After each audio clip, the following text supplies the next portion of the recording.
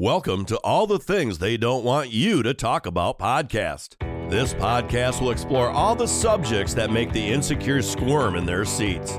Religion, politics, local and national, the Constitution of the United States, and the Wheel of Love and Hate, to just name a few. Stay with us as we use our freedom of speech to delve into the good and the bad. If this podcast is not for you, feel free to find another one. Without any further ado, here comes All the Things They Don't Want You to Talk About podcast.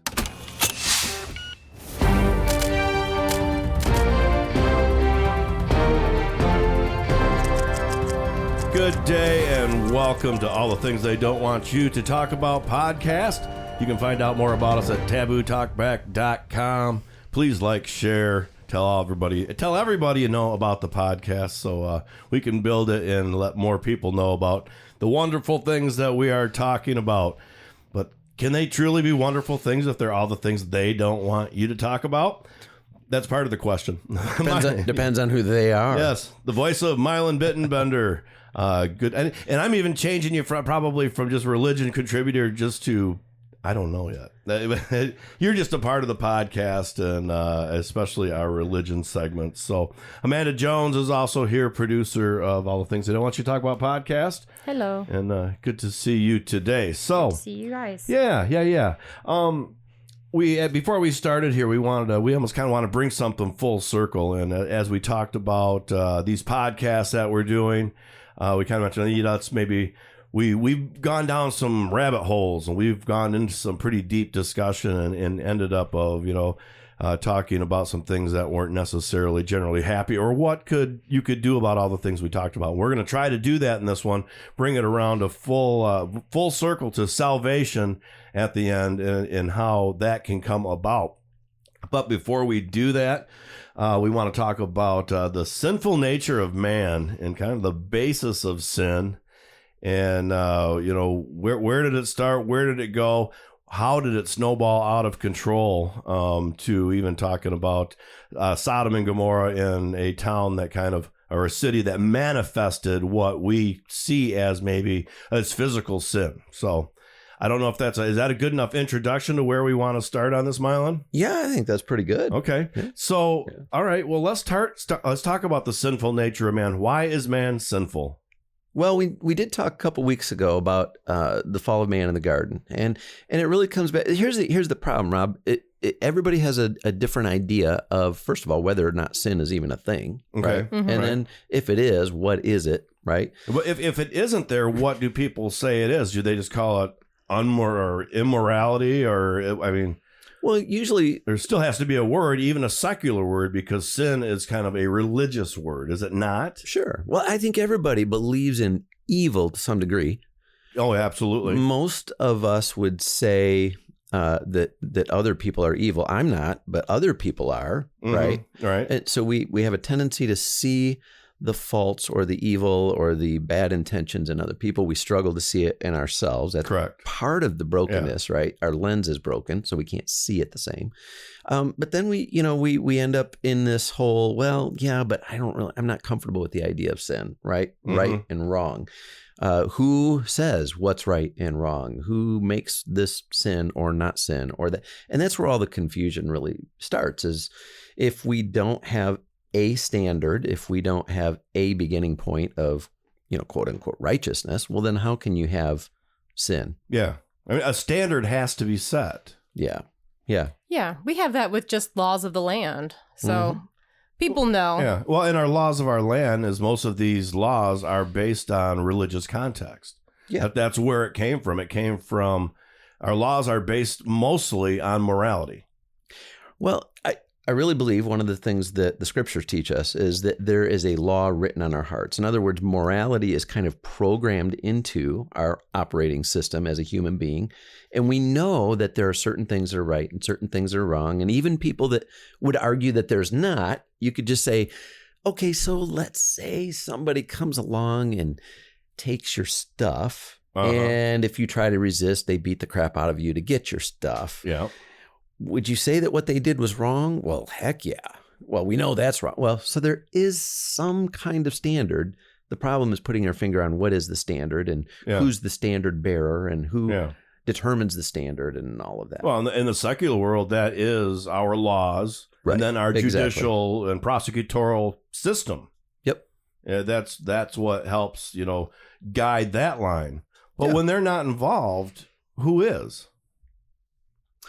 Well, in my opinion, I believe that God has written that on our hearts, and He's written it in the Scriptures. I think that we have something very black and white that we can go to, and we can say this is a among many other things. Okay, it's not just a moral code, but it is a moral code, and we can either receive that or reject it. Yeah. Well, and when you look at how evil some men and women or people can be, you have to say, wow. I mean, because there's some evil things that you like. That is just, mass shootings and also the things that are really in the spotlight now. But on the other end of that, I believe that most of the people in the United States of America are some of the most compassionate people anywhere, no matter what they believe. Even if let's say you're politics wise, you're a Democrat, they're still going to be very compassionate to people. Yeah. And that's kind of their whole base. And then when you look at the right side, the people that I know are most people are very religious, and or not very religious, but that's part of who they are. And they're incredibly compassionate too.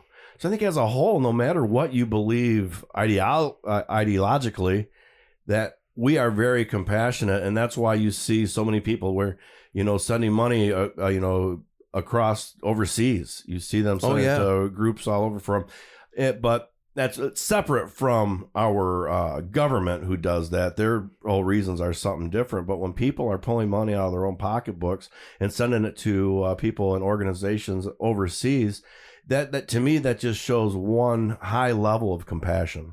Yeah. And I mean, we can find bad actors in any segment of society. We can find really good people in any segment of society. We can find people that are full of sin that still do wonderful things. And that's I think the problem, part of what makes it so confusing is we can point to individuals that have sin in one area of their lives or are living out sin in one area of their lives and say, yeah, but look on this side, they're doing this and this and this.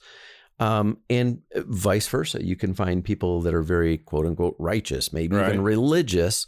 And like we talked last time about hypocrisy, you could find them doing some very, very bad things, right? Right. The problem really is based on the fact that we're trying to determine our standard of sin on human beings, circumstances, ideas, things like that. All of those standards break down. And so when we place our understanding of what is sinful or what is righteous or what is good or what is bad on any of those levels, then it can only go so far before it falls apart. In either direction, goodness or badness, right? Mm-hmm. So the problem is the standard. The problem is the level where we look to find a grounding point for what is right and what is wrong. And that grounding point seems to change as time changes.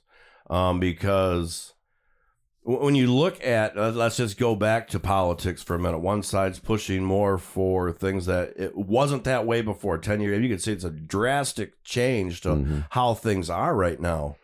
But when that line changes and people's views change, what does that really do? Because when you talk biblically, the Bible hasn't changed and those views haven't changed, but yet people are moving further and further away from that. Yeah, I mean, you bring up a really, really important point in that even the laws of the land, even though we've talked about the fact that many of those are based on good moral concepts, right? They're continually changing, right? I mean, think of all the quote unquote moral issue laws. We'll talk about abortion in particular, right? Mm-hmm. How that's drastically changed. And honestly, it keeps getting yanked all over the place, right? Yeah. Depending on who's in power or who seems to have their hand on the lever at any given time. And so even to think, well, whatever is quote unquote legal by the judicial system of our country, if you place your trust in that, you're going to find yourself confused, frustrated, happy with one decision and disappointed with another. It's not a standard. It's still a very, very much a moving target. Mm-hmm. Yeah, and it's hard to define where is that line. I mean, because it's not something that's tangible that you just see a line on the floor. Mm-hmm. It's a line of belief. But does that lie within the individual, or does that lie within a community of people? Well, again, it goes back to this whole idea that I'm creating Milan land, you're creating Rob land. Amanda, you're creating Amanda. It's Birdland, by the way. Birdland. Yes. I love that. That's great.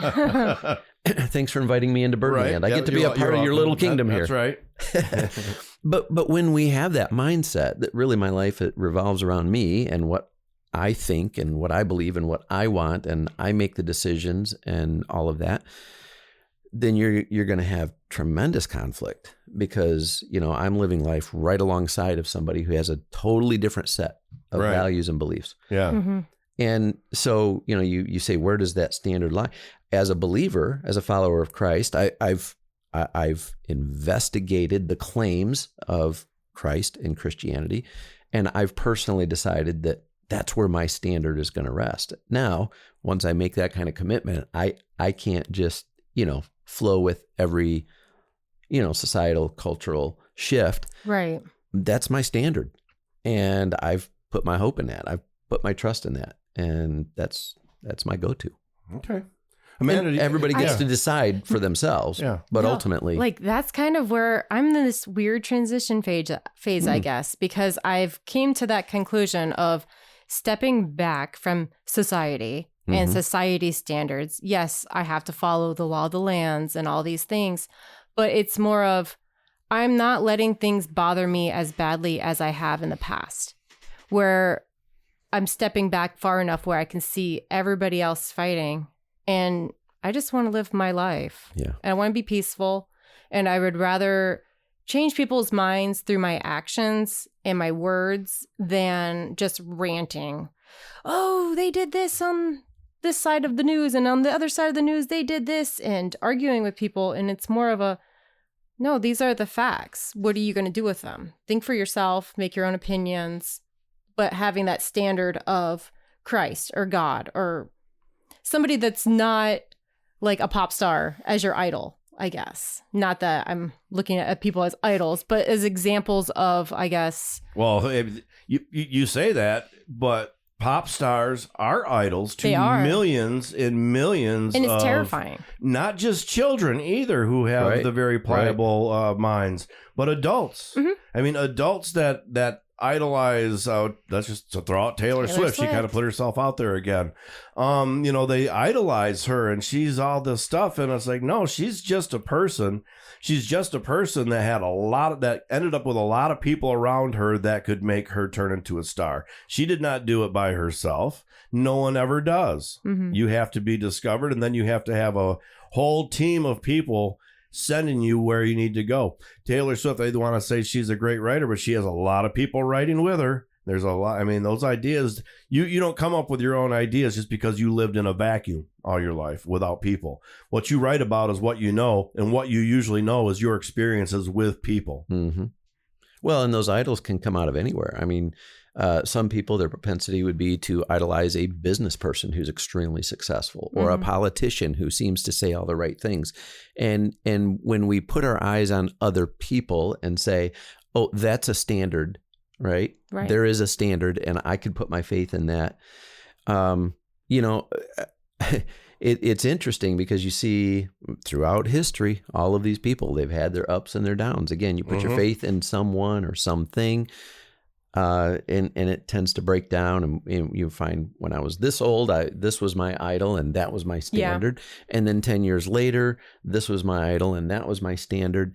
And honestly, I mean, I got tired of the rat race. I got tired of the up and down and all around. And it's like, give me one standard. And I think that's where it's like, growing up in the church, I had that standard, and then falling away from it, it was kind of like, oh, well, look at this person, and they have these ideas, and then they have their ideas. But then it always kind of would go back to, well, what are the facts? Yeah. And how do you manage it? And it just, maybe it's because that's the way I was raised, but just reverting back to those beliefs and that mindset, it's brought me a lot more peace. Yeah.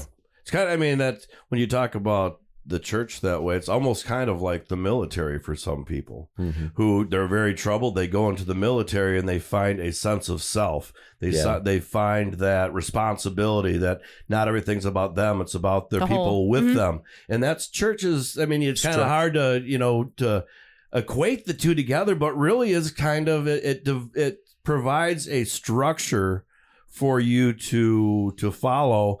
And then, I mean, from me, the same kind of thing. I was a big part of the church until I was 18 years old, kind of fell away from it, but it provided that structure, and the same structure where Amanda, I'm sure, would tell you that certain parts of her military, I mean, she still keeps her clocks at military time, where certain parts of that life drive who she is today and provide that structure and her framework for who she is moving forward. Sorry, I'm not trying to speak for you. It's one of those things too, because it's like took me a long time to use that as part of my identity per se of I'm a veteran, but it's something I've always kept really close to me. Yeah. Like it's very important to me. And I don't want to equate it to people who go off to colleges and they're like, yes, I'm a Yale graduate or I'm this. But us military people, I can kind of say that we do kind of have that where it's like, oh, you're in the military. It didn't matter what branch. Mm-hmm. Even if you're in the Coast Guard or the Navy, right. We all would embrace each other like, hey, what's up? And, we have our own little jokes that we would joke with each other. But I don't know. Like, it's a community that I'm very happy I'm a part of. And I'll find myself even part of that saying, as I'm talking about baseball or something, I'll say, as an athlete, this and this and this. Well, I haven't been an athlete for 30 years. Well, I played softball. It's a good confession there, Rob. 40 years old, but I say, as an athlete, I'm certainly not an athlete. I'm not, I try to, stay busy and physical with working outside and all that stuff. And I'm not trying to run and lift weights and all that. But it's the same kind of thing. Once you're one thing and you're that way for so long, you're kind of always that for the rest of your life. Well, we're pointing back to healthy structures, right? Frameworks that we can kind of build a belief system and a value system around. Right. That's one of the beautiful things that the military does do for a lot of people is it creates this healthy structure especially if they've come out of a kind of a chaotic environment. Jesus used this really powerful example, and he talked about a wise and a foolish builder, right? A foolish builder who built his house on the sand. Right. Mm-hmm. Anybody who knows anything about construction knows that if you try to put a structure on a foundation that's not solid, it's not going to last long. It's going to fall apart. It's going to wash away because the storms of life do come. But the wise builder builds a foundation or digs down deep and puts the foundation of the house on a solid rock. Yeah. And I loved that story back when I was a kid. That was one of the best ones. Yeah. And he's specifically referring to truth. He's saying you've got to build your life on truth. Mm-hmm. Again, what has in culture become a very, very slippery slope. Well, what is truth? Who has the truth? Yeah. And what truth are we supposed to believe? Yeah. And so we do need to determine, Well, and defining that truth and figuring it out still should come down to your foundation. Yeah. And that's, to me, why it's really important to build these foundations for people as young as possible. Yeah. And I've seen in church where it feels, I don't want to use brainwashing, but there is a sense of it. Of indoctrination. Yes. I mean, absolutely. And I can't find a positive word for that. Well, I spent a lot of my 30s being told and grilled into me that I was indoctrinated. You were indoctrinated. That's why you think that way. You're not thinking correctly. You were indoctrinated. And they'll throw all these things at you. They'll use the scriptures that you believe in against you, and they make you confused. And next thing you know, you're a part of the world again. Well, why? I'm wondering why those terms have such negative connotations. Right. But I feel like, though, coming full circle, that the foundation that I grew up on was strong enough to where it could never really dismantle, because I would never say, oh, I'm an atheist. Because I always had things that happened in my life that just weren't explainable. I had a very deep belief in God. So it was hard for me to say, well, there's nothing there. Right. But in, science world, I can't prove it or don't know. But I felt that I always had that foundation with me still. Like I would call it the universe or something. There's something higher than me, and I recognize that, and I know that whatever that is, it's my friend. Even when I walked away from religion, I still always felt he was there. Whatever that was there. And coming back, that foundation's still there. It was never rocked. It was never destroyed.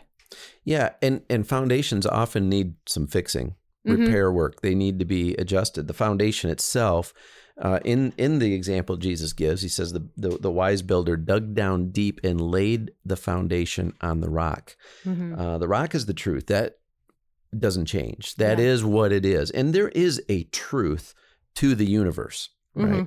But then the foundation that we build, sometimes we look and it needs some adjustment, some fixing, some things like that. What analogy would you put to the cracks in the foundation? Because every foundation gets one. The fact that every one of us is insufficient to get it right. None of us are perfect. None of us have it all figured out. We build a foundation.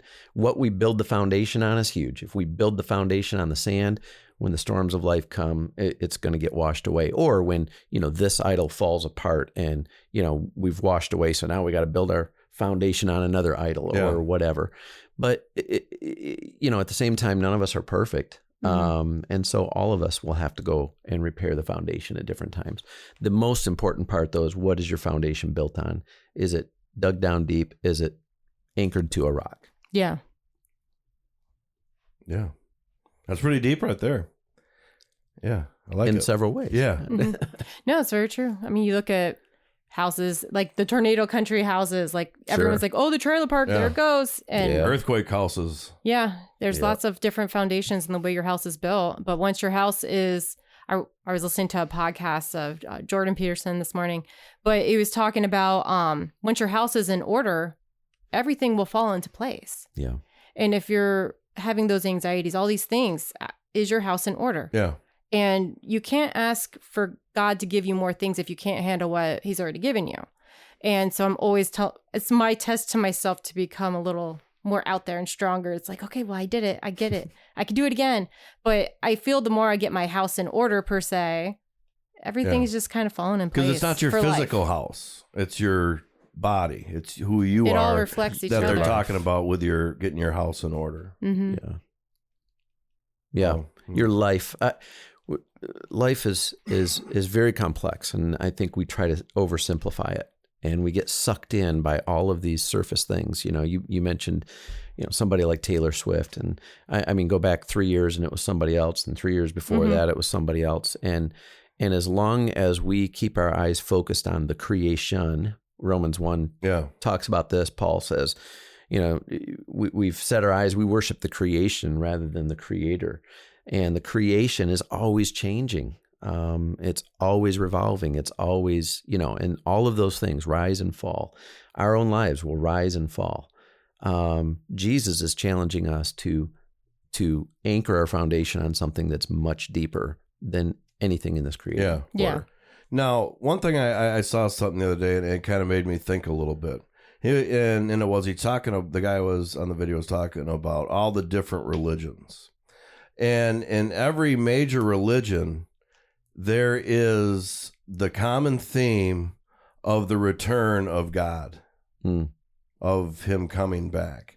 Now, ancient ancient alien theorists sometimes would speculate that this is the coming back of whoever helped change our DNA or whatever it may be. Now, sometimes when you look at it, you could look at it and say, which one is more far-fetched? And I think that's where a lot of people, I believe that God probably created aliens too. He didn't just create our little microcosm of earth here. He created heavens and earth, and the heavens extend to everywhere. Yeah. That encompasses everything. Yeah. Yeah, there could be alien species elsewhere. The Bible doesn't tell us there's not. He created like 12 different ones, and let's just see how each one of these do. See how each one plays out. Yeah, because maybe that's the one part of the Bible that's been left out is, he's he has the sick sense of humor, though, that he's going to pick a bunch of us and then maybe put us all together at some point. I mean, that's I don't know, weird thoughts or whatever, but like when all the elementary schools in your area come together in middle school and everybody looks at each other and goes, yeah. Oh, well. Because I still, when people talk about God, I still manifest a physical being in my head of a person who God is. But what do you, when you think of God, there's the God who's looking over us. Does he look like something? Does he look like a people like we know now? Does he look like characters that you might find in Star Wars or Star Trek? When you look further into even kind of away from the Bible and deeper into it, there's certainly more out there. I don't know if, some of those, the scriptures they talked about that were lost, if they ever dealt with any of those things or not. But it still seems, even though there's this great, huge Bible that has, I don't know how many words are in it, but it's a big read. It's only just a little piece, I think, of what is out there. Yeah. Well, in your question too, what does God look like? The Bible does tell us that God is spirit. So God. But what is spirit? In some places, they depict it as a dove. Yeah.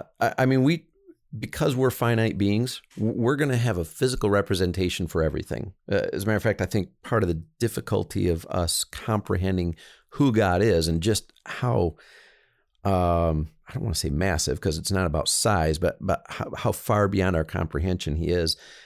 Part of our struggle with that, even understanding the eternal nature of God, is the fact that we have always known a beginning and an end to everything around us, right? Everything in this room had a beginning, right? Yes. I had a beginning, you had a beginning, we all had a beginning. God didn't.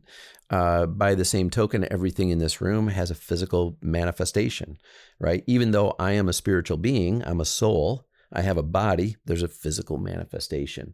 Now, the physical manifestation of God is Jesus Christ, the person of Jesus Christ. God placed his spirit in the body, created a body, Jesus Christ, and walked among us. Yeah. God literally walked among us in the body of Jesus Christ, in the person of Jesus Christ.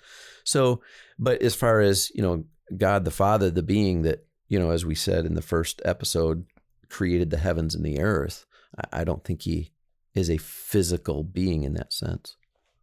Okay. But I think probably human nature is to attach a human characteristics to him.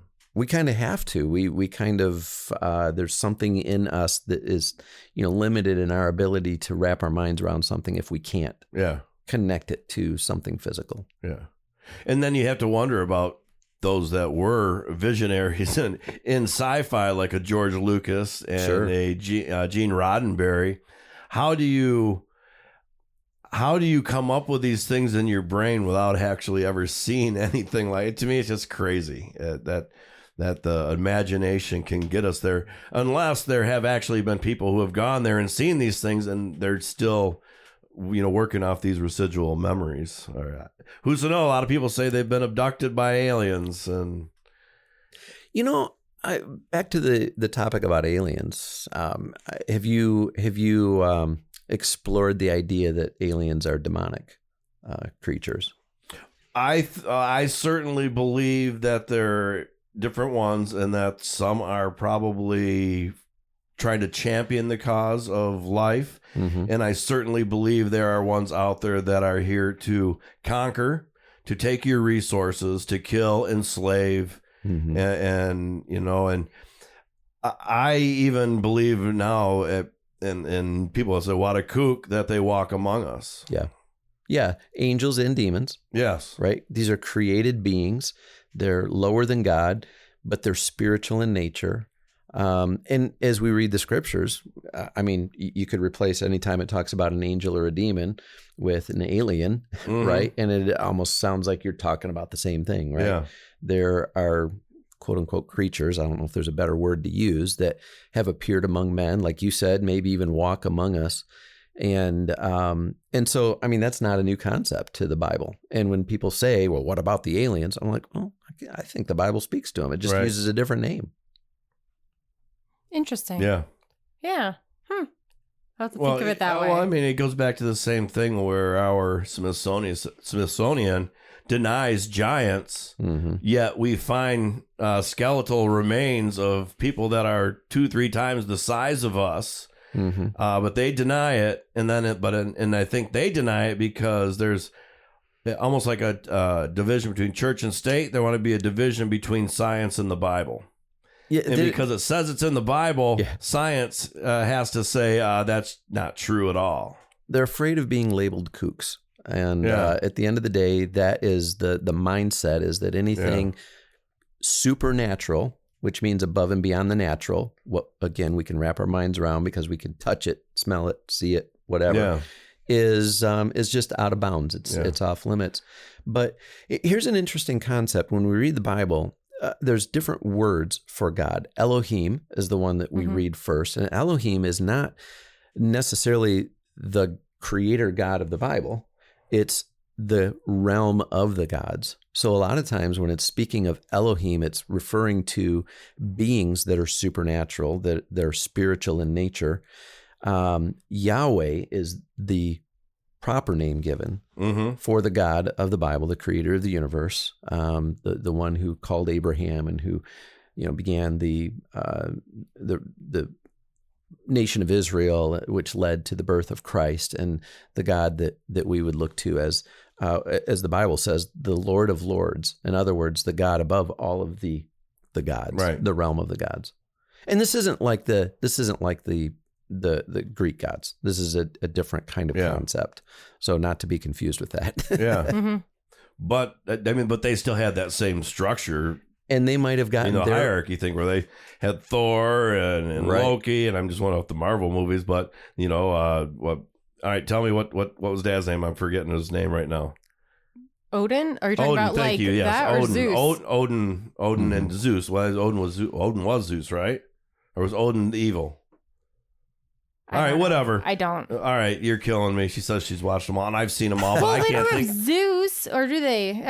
I guess they do have Zeus. Okay, moving forward. Yeah, so we might just forget about that. I might have to go back. I forgot about that movie. Remove that from the whole podcast so we both don't look like idiots. I wasn't prepared. Hey, this is we're all being transparent here, right? But there idiots, is just having a conversation. In that Greek philosophy, there is also the top god. Yeah, and that may very well be even based on their own perception of what was happening in the spiritual realm. Sure. So, every generation kind of has its different ideas of how all of that works, but it is present in almost every culture around the world.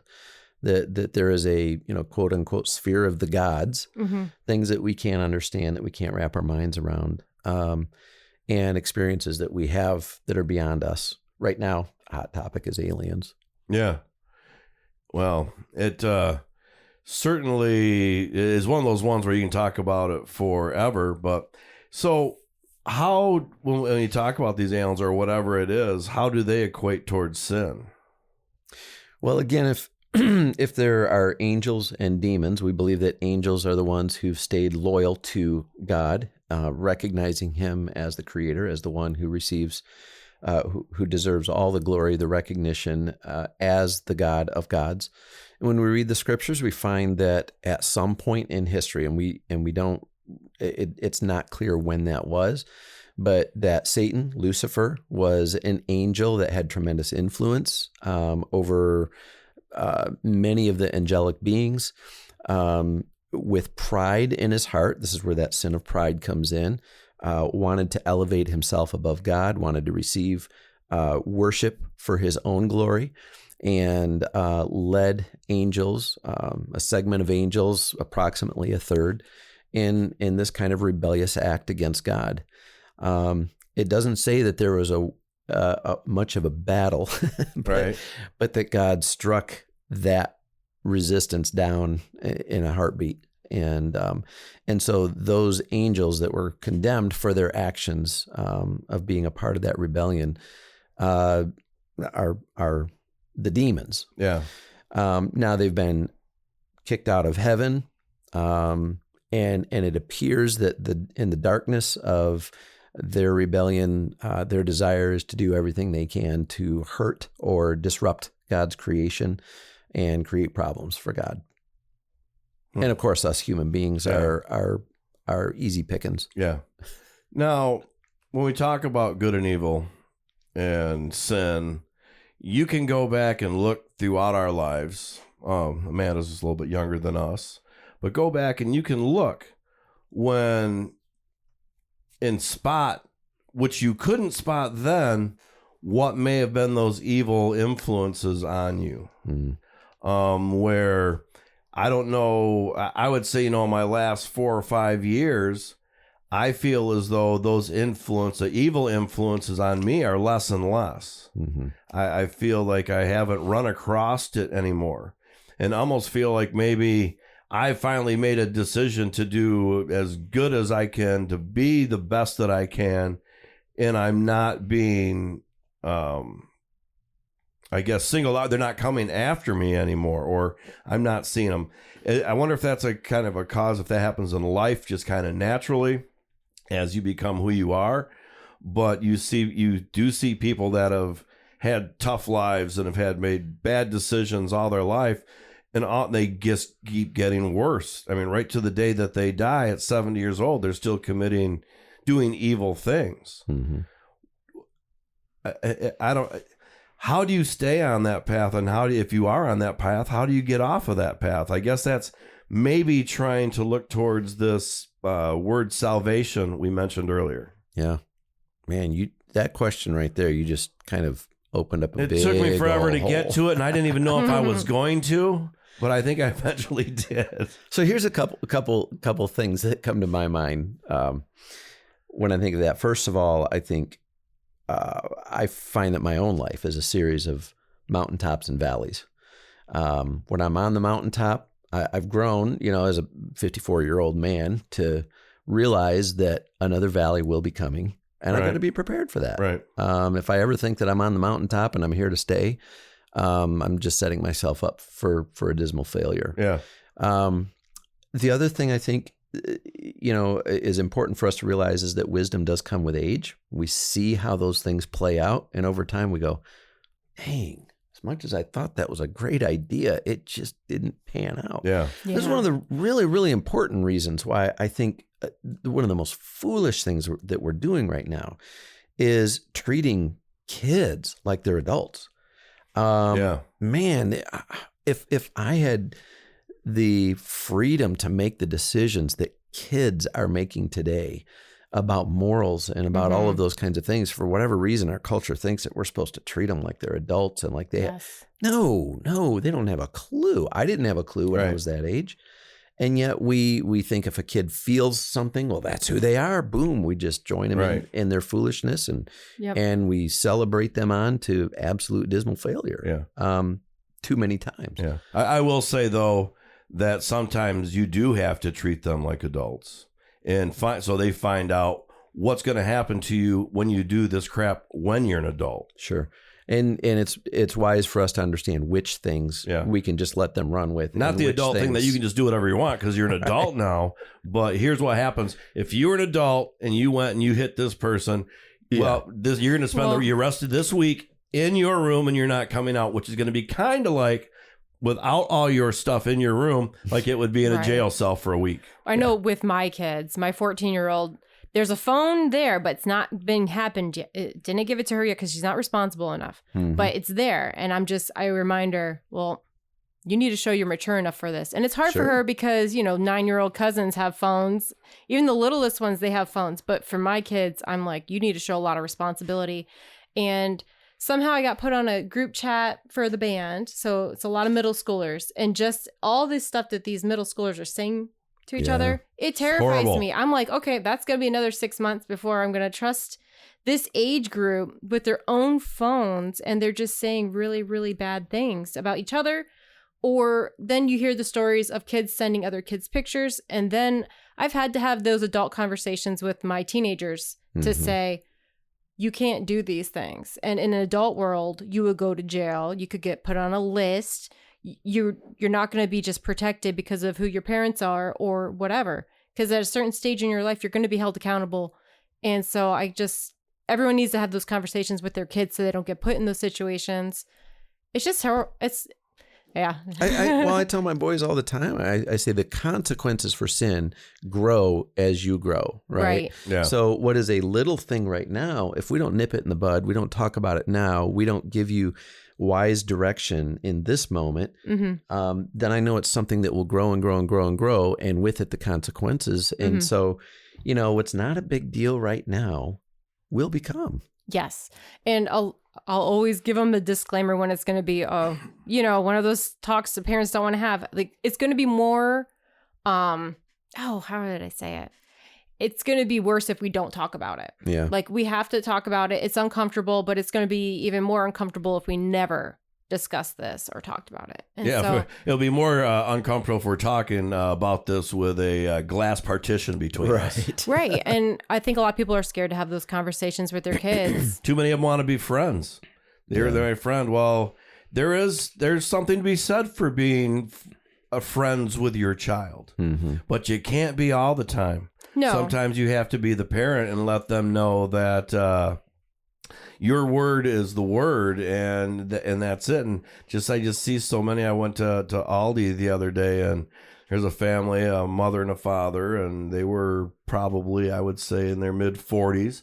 2 kids that were probably 8 and 9 in that area, and they're on one side of the aisle. Their kids are right next to them on the other side, jumping around and screaming and this and that, while I'm standing there trying to go through. And they don't even look at me. They don't even have any kind of, kids, move over here so he can get through. They just keep doing their thing. Nobody else is out there in the world. And I'm like, man, if it was still acceptable and this was the 1970s, I'd still just mow your kids over and keep on going and say, now you know. Well, those kids will most likely, if this doesn't click in their heads, they'll be the same when they're a parent and just not be aware. I always have ushering my kids. I don't know, maybe it's because I'm training them to be an adult, but you got to be courteous of those around you. You got to watch out. You got to make sure you're not running in front of a cart and getting run over. That's how I always say it to my kids. If you need to go on that side of the store, that's fine. Watch where you're going and don't get run over by a cart. Don't get in anybody's way. They need love and discipline from their parents. Yeah, we've got to give them. You have to have it both. They structure. thrive in it. They thrive in it. Kids thrive in it. So you asked about the 70-year-old man who's still, practicing still evil, doing the same things that he was doing when he was 20. Things. We all have a different propensity for humility, and I think at the end of the day, humility is the key. We've got to be as Jesus said, poor in spirit in the Sermon on the Mount. Blessed are the poor in spirit. And I think unless we recognize that there is something messed up in us, we're not going to recognize our need for help from the outside. And I believe that that's what God wants to do. That's what God brought through Jesus Christ. I'm doing this halftime podcast, and one of the things that I keep seeing in people that go through midlife is if we don't learn humility through the struggles and the challenges that we face in midlife, we're doomed to have to repeat that test again and again and again. And it blows my mind, some people who are still having to go through the same tests at 60, 70 years old. Again, it's the same thing. And it's like, when do you take that time to say, I'm going to just not do that anymore? Yeah. How many people have you seen out there that have got, multiple DUIs? Yeah. Well, at some point you say, I'm just going to stay home and drink tonight. Yeah. Get out of work, get your stuff and come home and drink. But you see so many people who need to go out and do it socially and go to the bar looking for love, so to speak, or whatever it may be. Because I would say probably most younger men that go out to the bar, they'll go out to hang out with their friends, but they're looking. They got their eyes open on what could be, so, and then you drink, and then you don't have such high regard for the law anymore, and you jump into your car and drive home. And, 9 times out of 10, 9 times out of 20, or 19 times out of 20, 99 out of 100, you're not getting stopped. Yeah, right. But that one time you are. And then, of course, it happens once, And then if you notice, and then let's just take DUI out of it now. For a lot of people, something happens to them once. If they don't correct it right away, it happons again. And if you certainly don't get it corrected, then it just keeps going. And it gets keeps worse going, each time. And each time is worse. And how do you get to someone like that? Well, I think one of the big problems is we just don't have a vision that life could be anything else. You know, if we live life as if, you know, I just have to live by what I feel and what I want to do in the moment. And there are so many people that they just don't have a higher view of what life could be. Mm-hmm. Right. And that's all they've ever known. Yeah. That's all their parents have ever taught them. That's all they've ever experienced. You know, I live life. I do what I feel like. And sometimes it comes back to bite me and there's no way around it. So we just keep doing what we're doing. Yeah. And, but I think the hope that Christ gives is that we can live a better life, right? That we do have power over our choices and even over our appetites and our desires and all of those things. And that we can experience a life that doesn't have to be rocked as much by sin, right? Yeah. Now, that even as followers of Christ, we never become perfect. We never get it all Right. figured out. Right. But I do believe my life is much more sane.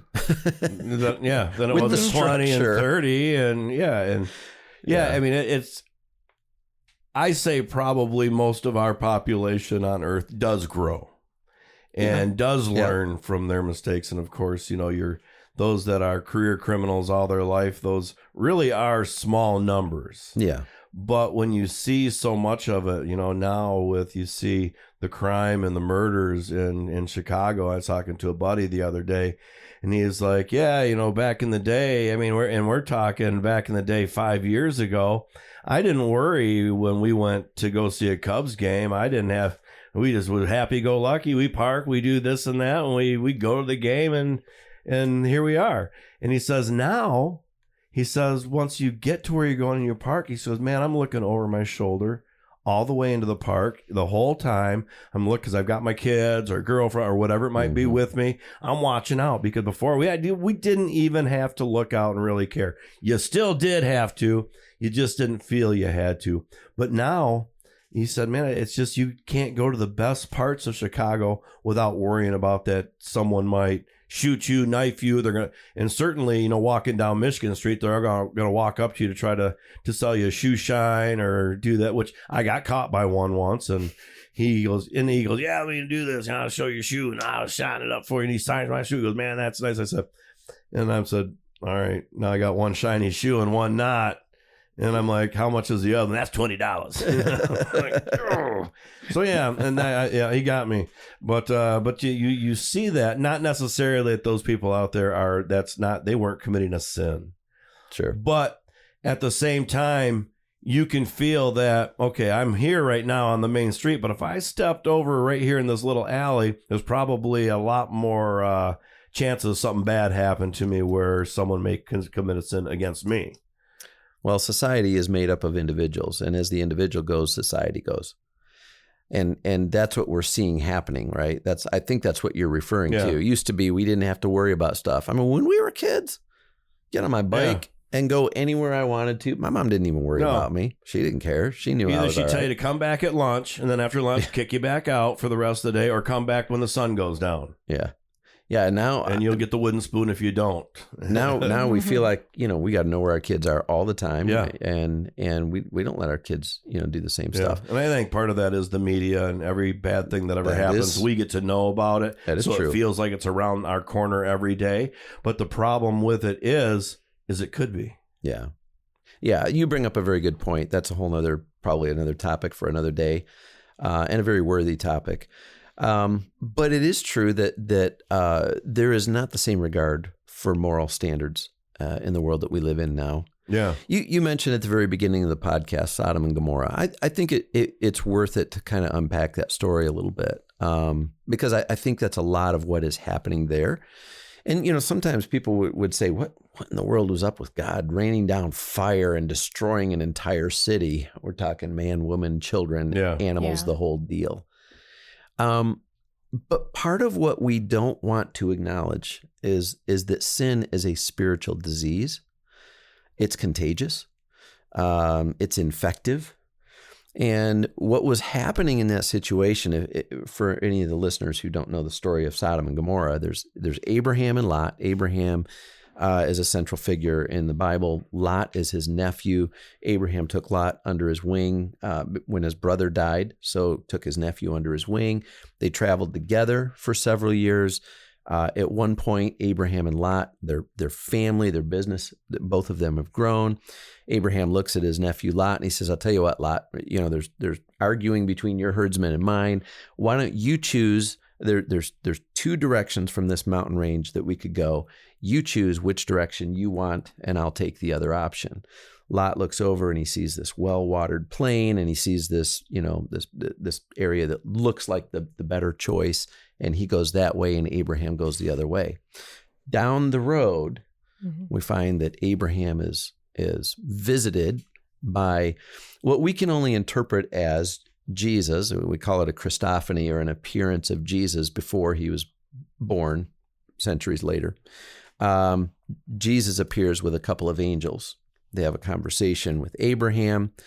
And in this conversation, it's brought up that Lot is living in this place called Sodom, a city called Sodom. And that the cry against this city has literally reached the ears of God. The sinfulness of this city, the city is so wicked that God is considering destroying this city. And the reason it's pertinent to this conversation with Abraham is because his own nephew Lot lives there. And so Abraham literally begins to bargain with God. Well, God, if there's 50 righteous people there, will you still destroy the city? Surely you wouldn't do that. And he says, no, for the sake of 50 righteous people, I wouldn't destroy it. Well, what about for 45? And then he keeps going, 40, 30, 20. What about 10? God says, even for 10, I will not destroy the city. Well, the truth is there's only one really righteous man there, and that's Lot.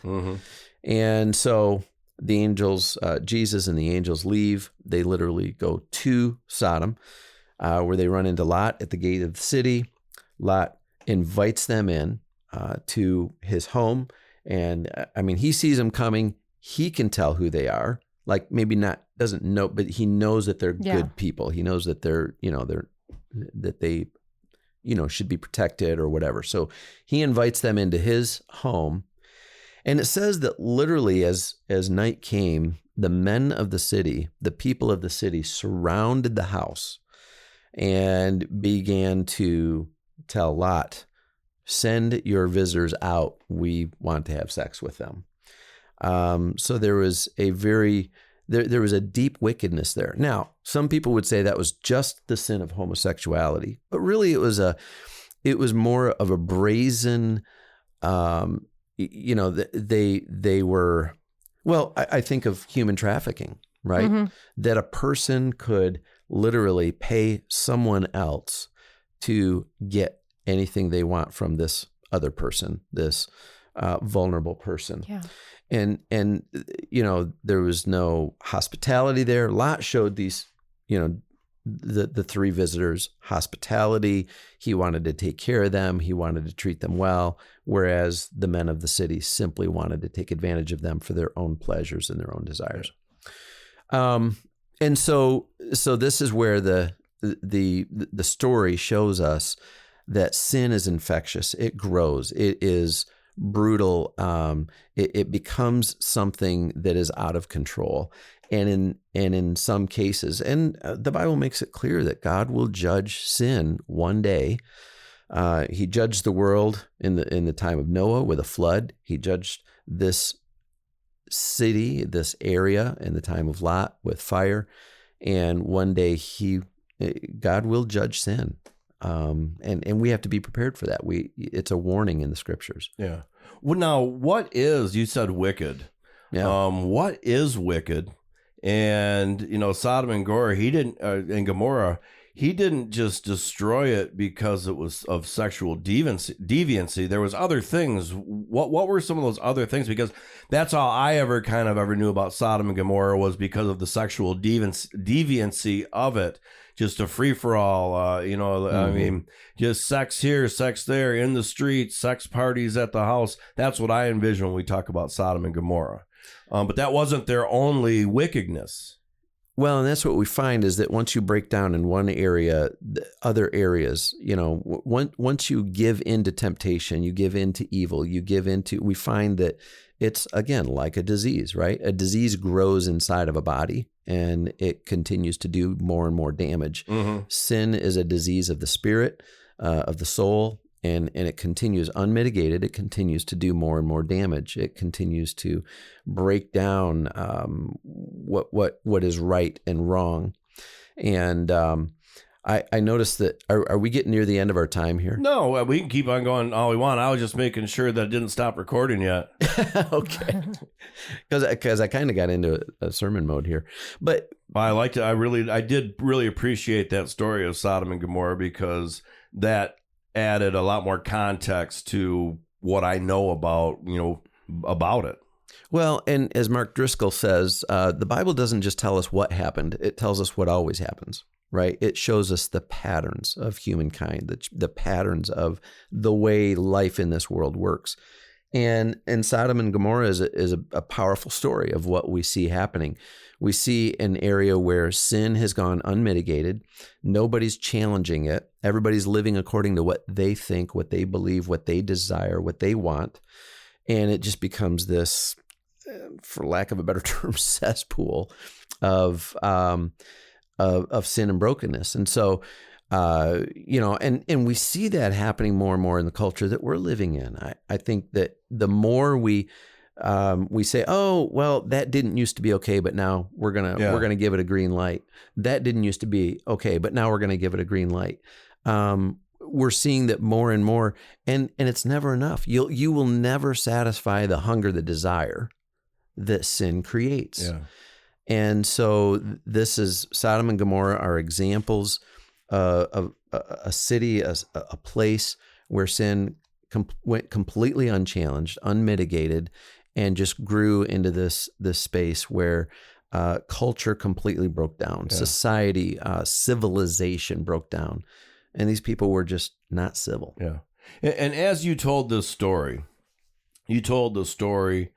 of a compassionate God where if there was 30 righteous men, mm-hmm.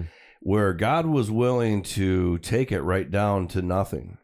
Yeah. And he did before he finally said, you know what, this is it. I'm done with this city. Just before that point, how could that city been saved? How could it have found salvation? Well, again, I think it comes back to humility. And this recognition that our sin it's wrong. We don't want to say that in society, but there are things that are wrong. And not only are they unhealthy and unhelpful, but they are immoral. They are wrong according to the standard that God has set. What's God's desire for his human creation? That we would be civilized, that we would be able to operate together the best that we can in the way that we're created. God understands our wiring, our emotional wiring, our mental wiring, our physical wiring. He understands all of that. I believe that the standards that God has set create a space where we can live the very best existence we can as human beings. Yeah. And I think that what breaks the heart of God is that over and over and over again, we've made compromises and we've broken this law here and stepped over that boundary line there, and it continues to result in breakdown of society. I have this list. Where'd my glasses go? I can't read. I don't know. I got some here if you need it. Yeah, here you go. This is terrible. We're just a couple. We're just a few old people. Do you discuss this on halftime with Milan Bittenbender as the world of reading glasses, and you buy 50 of them, and you have them all over the place. Next thing you know, you can't find any of them. It's terrible. It's terrible. But let's look at just the sexual sin, right? Yeah. If we would trust what God says, believe what God says, live by God's standard, which is that each one of us were created as sexual beings for a relationship with our sexual expression under God's law or under God's way of doing things is one man with one woman under the covenant of marriage. Right. But if society would live by that, right, we wouldn't have out of wedlock childbirth. There would be no need for abortion. No sexual assault victims. Much stronger, more secure marriages, families, and homes. There'd be far less sexual abuse or assault trauma. I mean, how many people are living a lot of frustration, disappointment, struggle in their lives as a result of sexual abuse or assault in their past? A complete end to human trafficking, no sexually transmitted diseases. I mean, all of these things. But the problem is that we want to have our cake and eat it too. Yeah. We want to do things our own way, make our own rules, and not put anything off the table. And yet the consequences of our sexual sin are visited over and over and over and over again. And we just keep pointing the finger and saying, well, but it's their fault. No, it's their fault. No, it's their fault. And that's the thing. And here, remember the old simplest concept? As you did this, you point out, because you pointed over here, it's their fault, it's therefore their fault. And the concept that we always forget when we point at somebody is there's always three fingers pointing back at you. Right. And that if we start with ourselves, and everybody started with themselves, that would be the contagious part. And to me, that is where salvation starts. And I don't know if you had something else you wanted to say, but I wanted to kind of go into a last point here with salvation. Yeah. Now, let's say there's someone listening to this podcast who most people probably, if they're not religious or don't want it, they would have turned it off right away. Sure. But let's just say someone decided to listen all the time, and he starts thinking, oh, sinner. He goes, that's kind of me. It sounds like me that they're describing. What would you say to him to start to find the path to salvation? It all starts with humility. And we want to blame our sinful, broken, messed up situation on somebody else. But we, like you said, we got the three fingers pointing back at us. We have to recognize that this is something that's inside of me. It's not outside of me.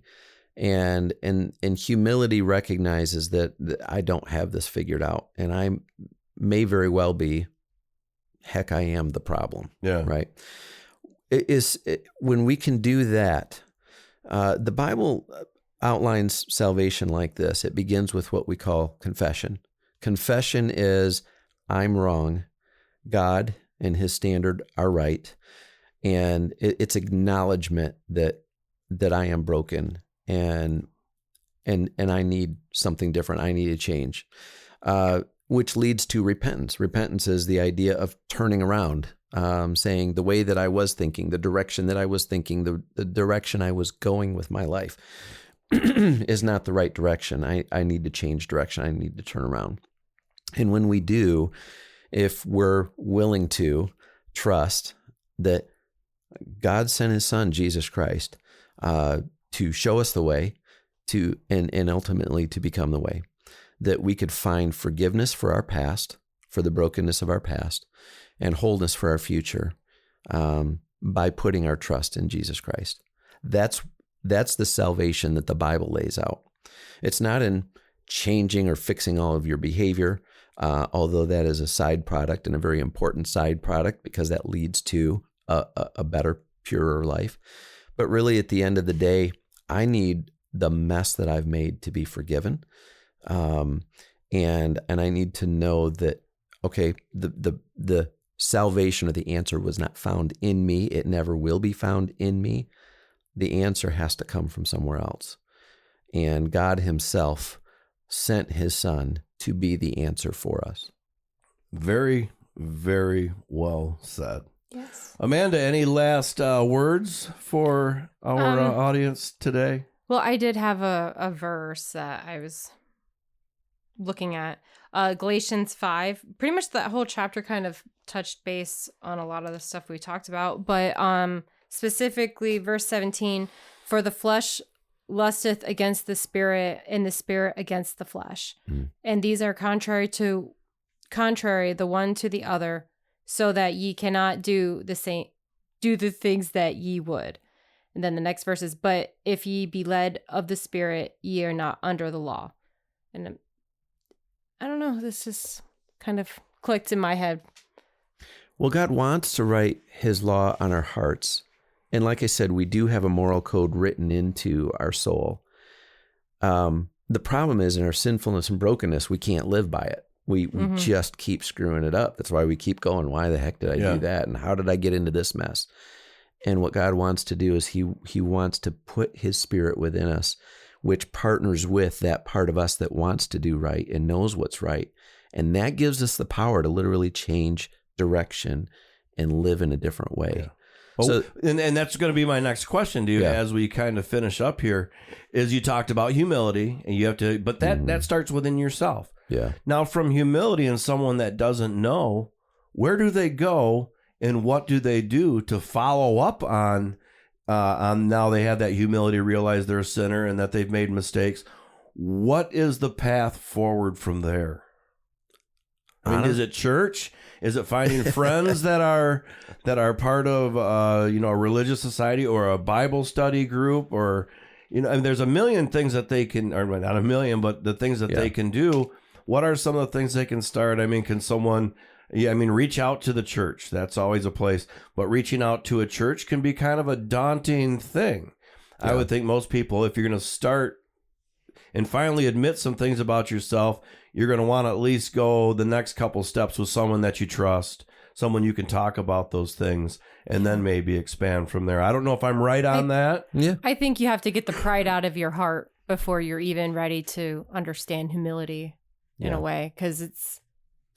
it's just top level, like to have that kind of humility where you can just sit there and sit with everything you've done in your life and soul search in a way. Mm-hmm. The word that comes to mind is surrender, because the problem that we often find ourselves in is we tried in our own strength and kept screwing it up until we became humble enough to recognize that we were broken and we needed something from the outside. And I know so many people that have, quote unquote, said the prayer and made the decision to follow Jesus, only to take the whole thing back into their own hands and try to find the right church and try to change their behavior and try to change their thinking. And then they're right back to, I'm doing this. Whereas surrender is simply saying, getting to this place where you say, God, I don't even know what to do. Mm-hmm. And in prayer, just saying, God, help me, lead me, show me. And I really believe in the power of God, the voice of the Holy Spirit, that he can give us direction. Yeah. And sometimes that is church. Yeah, and it can be a great place. Sometimes that is. You don't need the church to talk to God. Yeah. It starts in building that internal personal relationship. And if even you don't want to make it about God, you can find a way to start to be good. Mm-hmm. Yeah. All right. I think we'll leave it at that. Quite a nice little podcast here. Halftime with Milan Bittenbender. How's that going? Oh, it's going fine. Had another fascinating conversation this last week with a man I deeply, deeply respect who went through a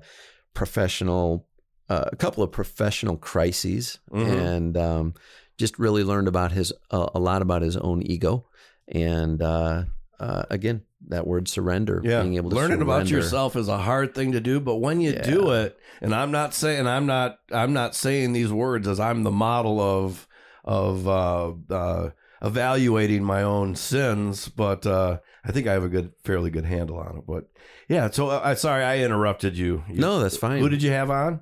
His name is Chris Conrad. He's actually the leader of the Great Lakes region of the Wesleyan Church. Okay. And so very high level leader and very humble man. And Great conversation. Yeah, my grandparents went to the Wesleyan Church, and one of them in Grand Rapids back in the day. So, all right. Well, where do they find that podcast if they want to find out about that one or other podcasts that you've done? Yeah, just search for Halftime with Milan Bittenbender, Milan. I think the other part will just show up. It was. Pretty quickly. Yeah. YouTube, Apple, Spotify, any of those locations where podcasts are often found. There aren't many Milans in this world. Not a lot. I don't think for sure. So, all right. Well, I want to say thank you for listening. Of course, please like, share, tell everybody about this podcast. Go to tabootalkback.com. You can get some more information. And I think we're going to be having a couple conspiracy podcasts coming your way out there if you like conspiracy podcasts. So, all right. That's it for us. Amanda Jones, Milan Bittenbender, and myself, Rob Byrd. You have a wonderful whatever you're doing today and a very blessed day. We'll see you next time on All the Things They Don't Want You to Talk About.